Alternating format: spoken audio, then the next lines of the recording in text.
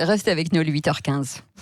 5h-10h, le Grand Matin Sud Radio. Et c'est le regard libre d'Elisabeth Lévy. Bonjour Elisabeth. Bonjour Cécile. Alors, vous avez été frappée, Elisabeth, par une campagne de publicité. Eh Se oui. détendre pour mieux s'entendre. La minute info des allocations familiales.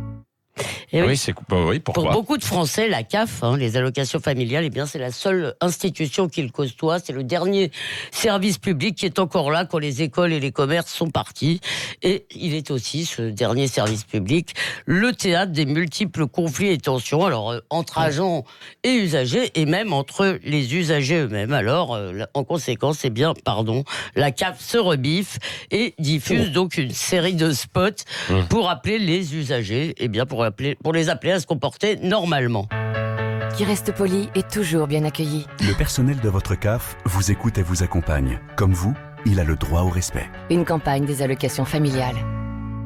La situation est si grave que ça pour aller jusqu'à une campagne quand Eh même. ben, il faut croire, la CAF recense environ 7000 incivilités, comme on dit, par an. Alors, la moitié, ce sont seulement des insultes et des agressions verbales, mais il y a aussi des menaces du genre « je vais te tuer » ou « t'attendre à la sortie ». Ah oui. Oui, non, des agressions physiques. Dans le Figaro, j'ai trouvé le récit d'un incident qui a eu lieu il y a 1 ou 2 ans.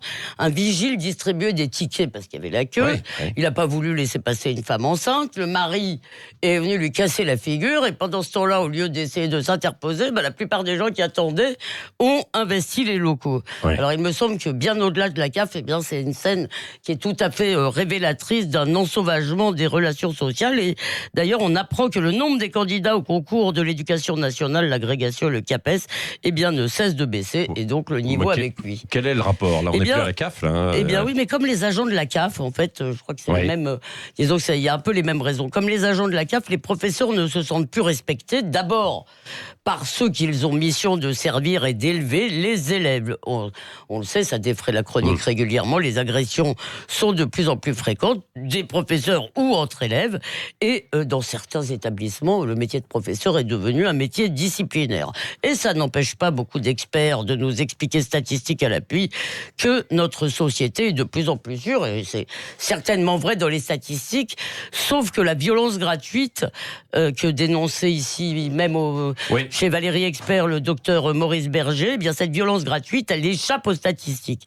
Quand quelqu'un vous insulte parce que vous lui demandez de bouger sa voiture de 5 cm, eh bien cela n'apparaît pas dans les cours, mais ça révèle tout de même un climat. Et comment s'explique alors ce climat? Bon, alors la plupart des sociologues vous diront que ce sont la discrimination, l'exploitation, le colonialisme, le racisme, comme l'a dit votre invité tout à l'heure, qui poussent les pauvres à s'en prendre à d'autres pauvres, mais des pauvres, pardon, il y avait aussi il y a 40 ans, ils ne jetaient pas des pavés contre les policiers, ils n'agressaient pas les agents de la fac.